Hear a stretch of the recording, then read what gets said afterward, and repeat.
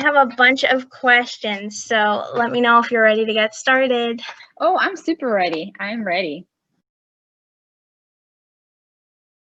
So, my first question is, did you always know you wanted to be an actress? No, actually, I wanted to start off. I started off modeling. As a little girl, they would always tell me and my mom that I should model. I always had family and friends say, "Hey, she should be a model." So that was always in the back of my head, and that was the first thing I tried when I was 13 years old. And then as I started approaching 19 was when I started losing a little bit of that passion towards modeling.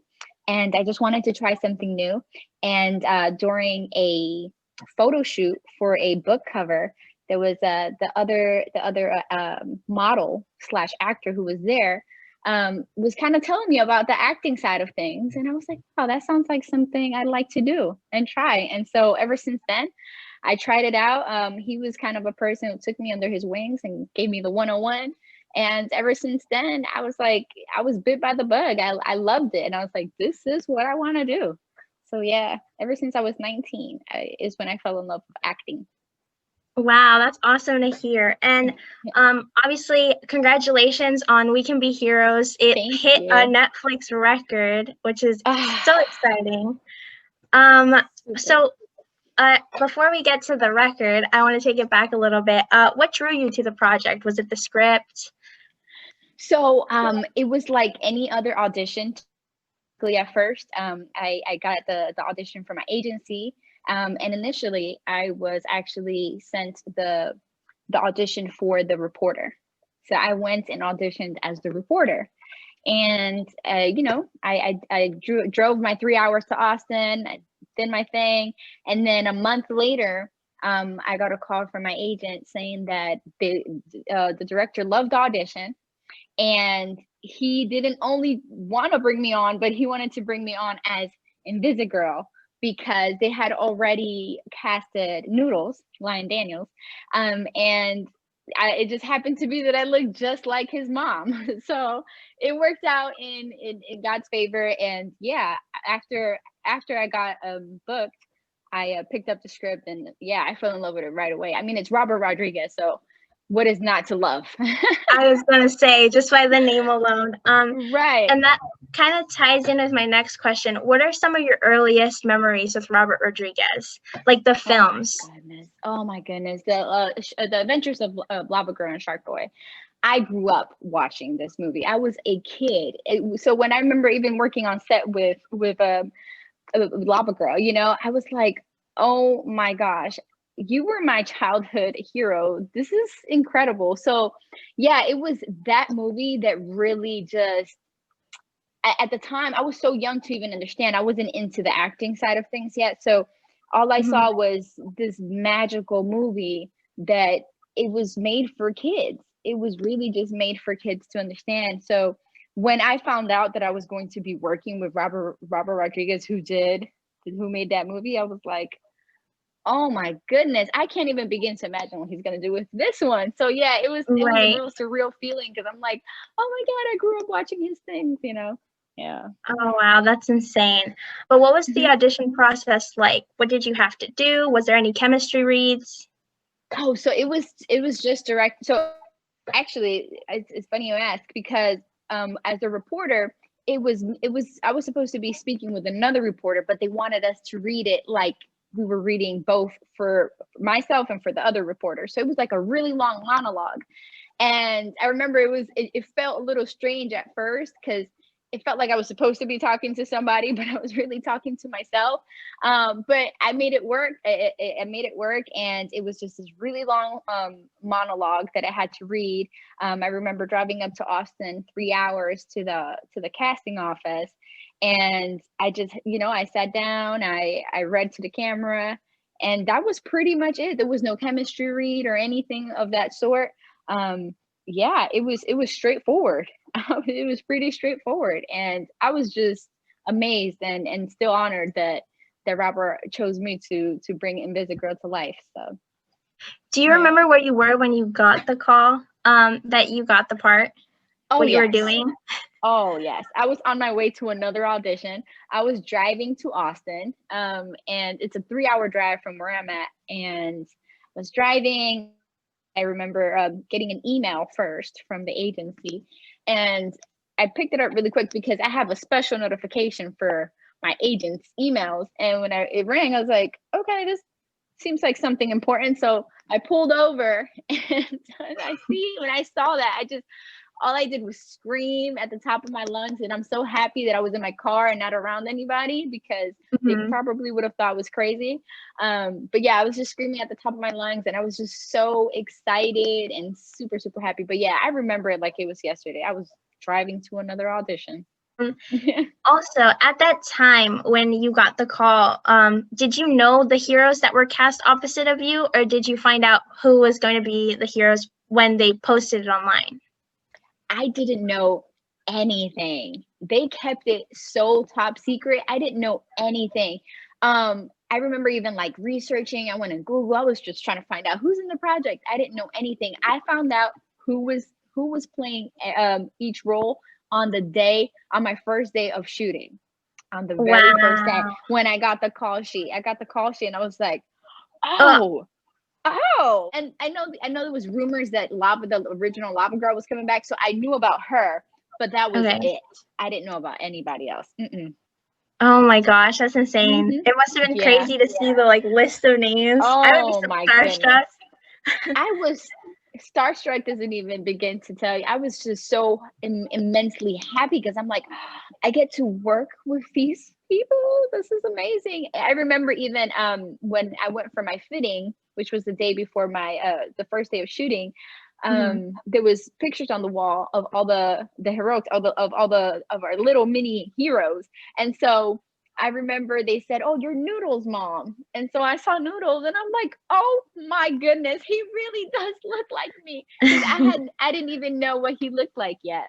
And I was like, "Oh my gosh, he really does look like my son." So yeah, that was fun. That brings me on to my next question. What was it like working with Pedro Pascal? Oh my goodness, he's so, Pedro Pascal is just, it's like he's such a regular guy. He's so cool, down to earth. He was just talking to me, and like he's just a regular guy. I'm like, you're one of the best actors in the game right now. You should walk with some confidence. Like, you own it. But he was just super regular, nice, and super talented. I remember he would always just give me those looks whenever we had to repeat the scene. Sometimes we had to do the scene over and over and over. So I'm like, I take a deep breath. He just look at me like, this is where the work begins, Yeah. And vice versa. I was always paying a lot of attention to details on how he did his work and how he did his scenes, because, I was just taking it up like a sponge. It's Pedro Pascal. So I was looking at everybody, not only him, all of the cast members. I was paying attention and observing, because everybody, all the whole cast is just super talented, and I'm so honored. How was the filming process like? Because I know that the kids got to do their stunts, and I know you guys had some like experience working with like special effects and stuff. How was that like? Oh my goodness, it was so much fun. It was my first time actually doing any type of a green screen, and I had a stunt double. And there were other people in the cast who did their own stunts, especially I think all of the kids did their own stunts, and some of the adults had stunt doubles. So for me, I didn't do many of the stunts except for the flying scene when I got to fly, which was super cool.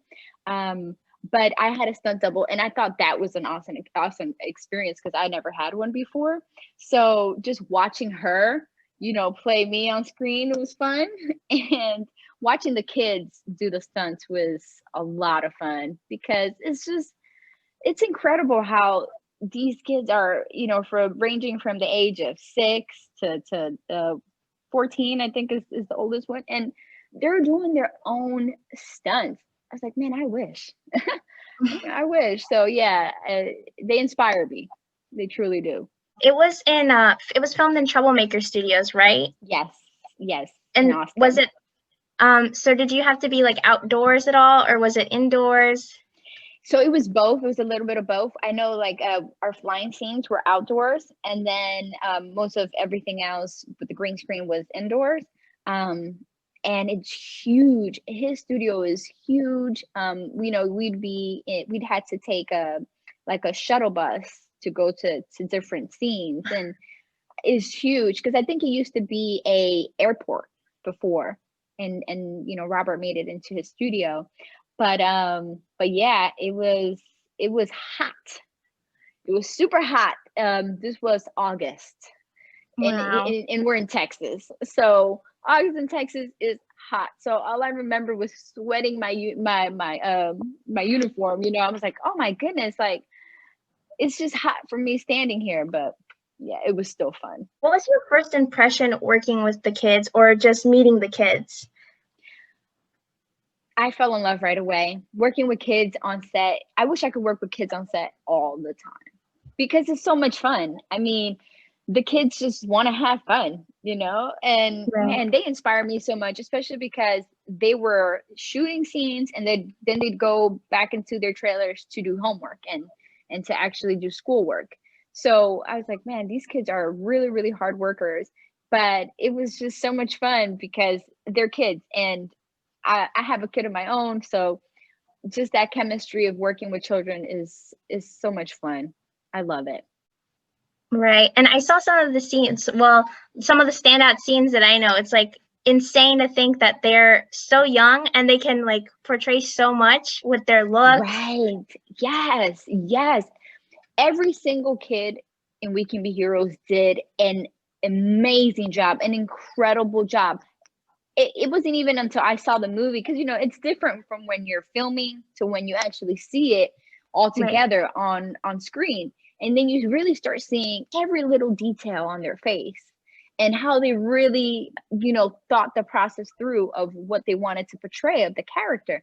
And I'm like, they're kids. They're kids. I could not have imagined myself at that age learning all those lines and not being afraid of being in front of the camera, being shy, because I was very shy at a young age. So I tip my hat to those kids. They did an incredible job. Super good. Super good. Did you have a favorite scene that you filmed? My favorite scene. I think I would have to say, I think it was the flying scene. I think the flying scene for me personally was my favorite, just filming it wise. And then I have a second for you, but I think that the first one, it was because it was my first time being on a harness, and then they had it was like an AC blower on me to make my hair blow away. And I was like, man, this is really cool. It was just a fun experience. But I think my second favorite would have to be the scene where I did with the girls from his box and, Brittany Russell, because we just had so much fun having to try and choreograph, when she, we had to do that so many times. So every time I see that scene, I'm like, I remember that. It was fun. Yeah. That brings me to the part where Miss Vox is singing the David Bowie song. Oh God, yes. I just got chills by you mentioning it. We were all in that scene, during that scene, we were all very much, it was a presence that was in the room. When she started singing, you just had to be quiet because her voice is so powerful and it's so beautiful, and it's so hard to explain. I know that while we were sitting there filming, I had chills all over my body because it's such a powerful song, Right. And yeah, I remember that like that was yesterday too. We were all in the room like, did you feel that? Did you feel that? Wow. And she sang it a couple of times. I just couldn't believe that it was her singing. It sounded like something was playing, and it's her singing. Her voice is amazing. Haley, you rock. Along with that scene, were you guys reacting to the anything on the screen? Like, were those scenes playing, or did you have to like imagine it? We did have to use our imagination quite a bit for at least I know for the adult scenes. I'm not too sure about the kids, but I'm pretty sure the kids, because they did a lot of green screen, so I'm quite sure they had to use a lot of imagination as well. But yeah, like especially for that scene when Miss Fox was singing, we had to just look as if we were looking at a screen. But yeah, but there was nothing on the screen, so you just have to go by the script. You can never tell because I know like Pedro's performance and all the parents, like I was like in tears. I was like, I'm out. Aww, I know. And especially the part when, you know, Yaya is Missy, when she's on the tightrope and she falls. I'm like, okay, this is where I need to stand up and walk away because I'm gonna cry. Such a sad scene, but then it's beautiful because it's when, you know, the story of it is that at the end she was just trying to get everybody to lead by example. She was trying to lead by example and get everybody to work as a team. It's a beautiful meaning at the end. So, oh my gosh, yeah, it gave me chills. What was it like working with Robert? Did you have any time, you know, one-on-one? What did you like learn from watching him work? First of all, Robert, he surprised me. He surprised me because, you know, you read about this extraordinary person like Robert Rodriguez. I mean, creative genius. And then you meet him and he's the humblest guy you can ever meet. I'm like, this is insane. You know, he's just so sweet and so just soft spoken, and he'll come and talk to you like he's talking to a family. And I was in shock because, you know, he's the biggest director I have worked with.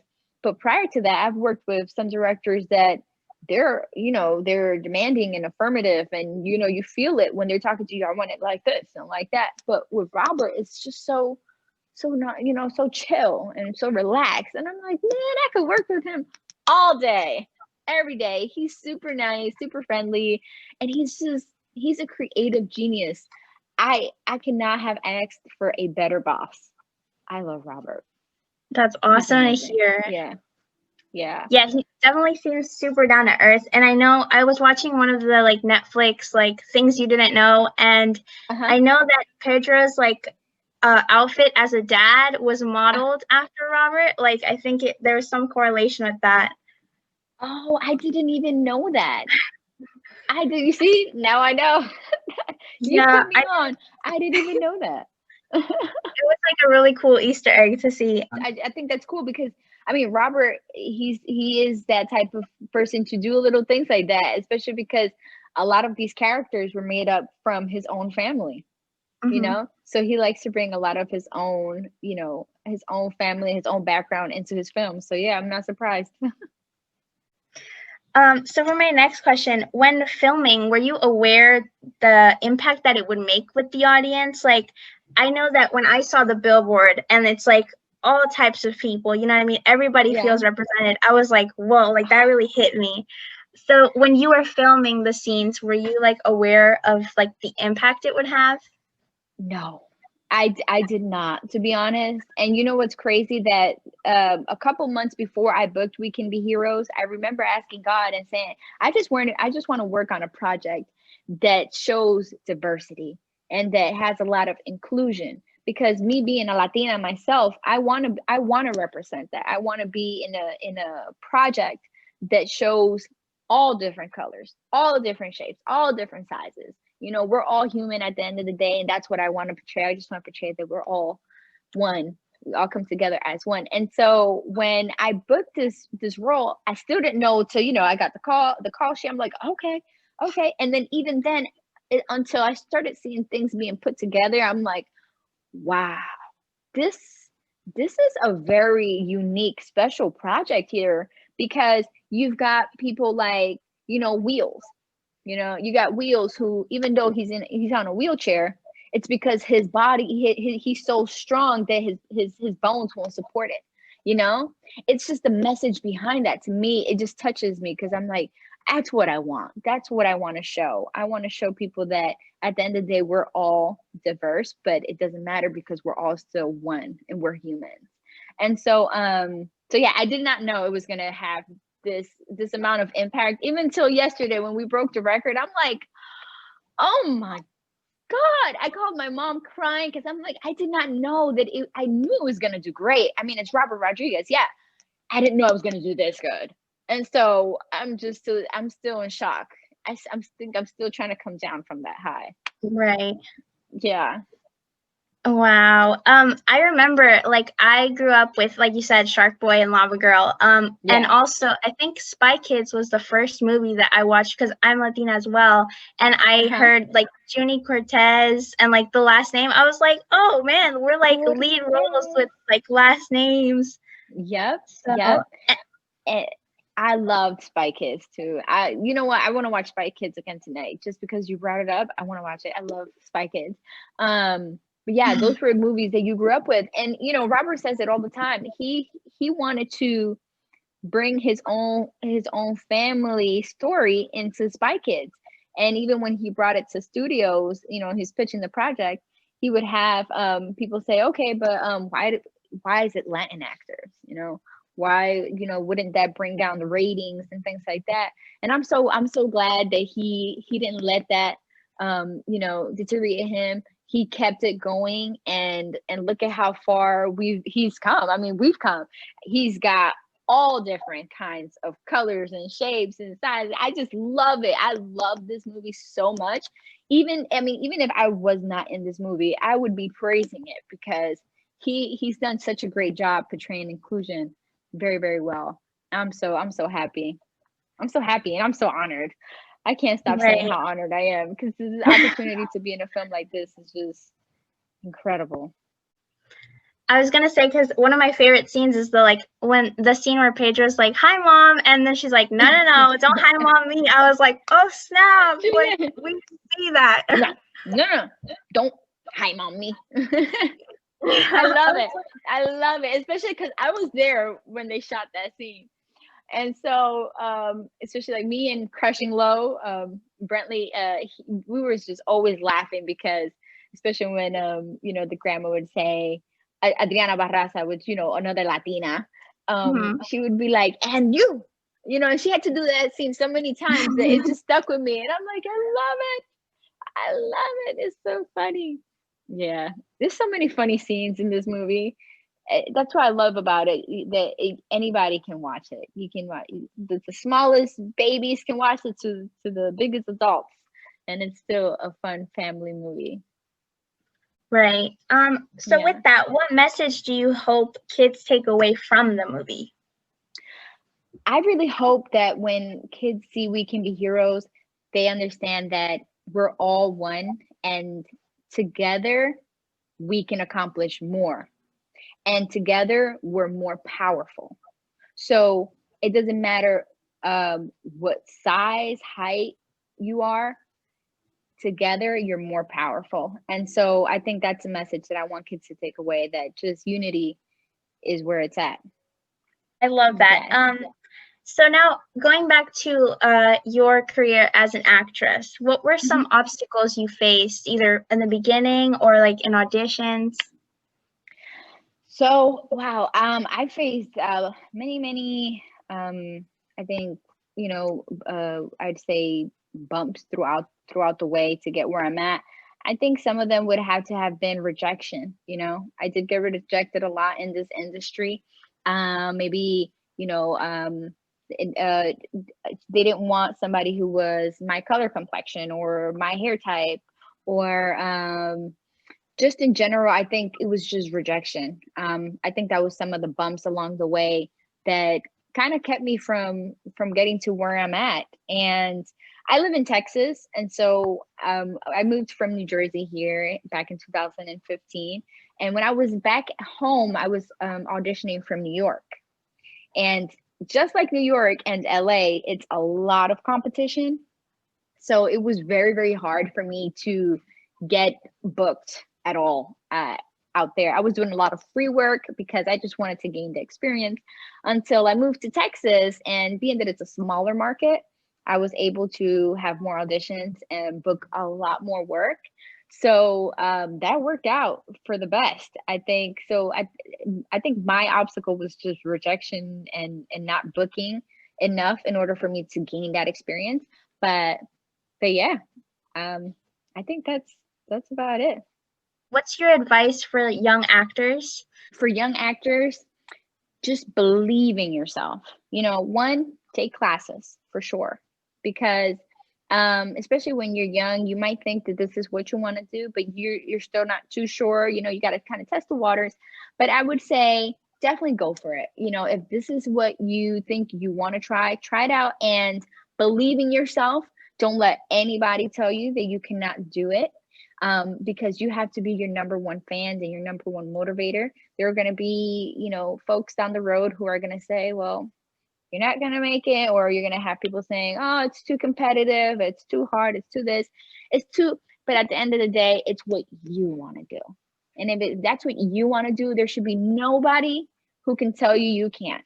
So I would say for young actors, believe in yourself and don't quit. Never give up. That's really great advice. So we can be heroes. If you could have any of the kids' powers, which one would you choose and why? Ooh, let's see. I think I thought about this one, but I didn't think about the kids. I thought about the adults. I think that if I had the kids, I would like to have face makers powers, because I would like to be able to just be like, I am Right. a Halle Berry, True. Jessica Alba, just change into whoever I want to be. I think that's awesome. That would be very useful, especially in acting. Exactly. You just never know who I am. Like, who am I now? Yeah, it's awesome. I would like to have face makers powers. Nice. Do you have any tips specifically for tackling auditions or memorizing lines? I know some of the kids shared theirs in other interviews. I want to know if you had any. So I would say auditioning tips. At least for me, I know that I always have my biggest problem is my nerves. I do get stage nervous, or stage fright as they call, and it's just uncontrollable sometimes. I'm like, I'm not nervous, but my body shows it, which is the weirdest thing. So I think that I would give some tips as far as if you're nervous. So I've got this tip where right before you do an audition, what you do is you get yourself into a plank, like if you're going to do a push-up, and then you just go halfway and you hold it right there. And what happens is your body starts to shake and you start shaking off all the nerves. And so if you do that maybe 10 minutes right before the audition, you'll feel a difference, because you'll feel like all the nerves were just shaken off.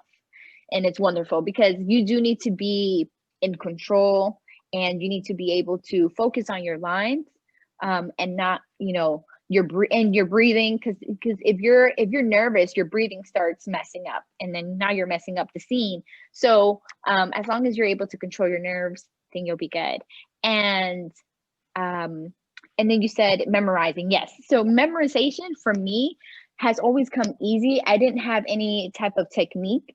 My mom, ever since, I was a young girl, she'd be like, memorize from the phone cards, calling to the Dominican Republic. She's like, memorize these numbers and write them down. And I was always just really good at memorizing. So when it came to acting, for me, it would just be, pick up a sentence, memorize it, come back, repeat it, pick up another sentence, memorize it. So that my technique was always just like that. And I know for others, it doesn't come as easy. But yeah, that's what works for me. I like to write it as well.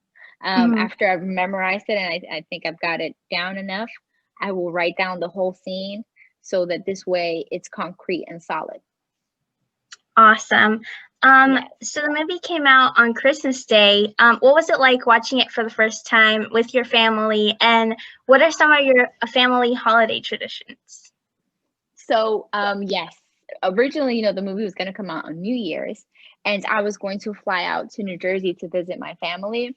And when they retracted and put it for Christmas, I was like, even better, even better. I watched it here with family and friends, and it was a surreal feeling because it's Christmas and I love Christmas to begin with. And then the movie comes out. It was probably the best Christmas gift that I've ever received. So it was wonderful, it was magical. And there's just a lot of love in the air. Some of our Christmas traditions, normally, especially back in New Jersey when I was with all my family, because most of my family's back home, we would really just our day would be Christmas Eve. Christmas Eve was that was the party day where we would just sit around in the living room and we drink some eggnog and listen to music and just spend it with family. We'd be dancing. It was so much fun. And then Christmas Day, just open the gifts, and that's when you just go crazy playing with your toys. So, but yeah, I think our tradition, especially in my family, we just sit around, listen to music, drink eggnog, and dance. Be happy to be alive. Congratulations once again on breaking the record. I think it's for most streamed movie, right? It's like it got back on number one. Back to number one. Yes, we've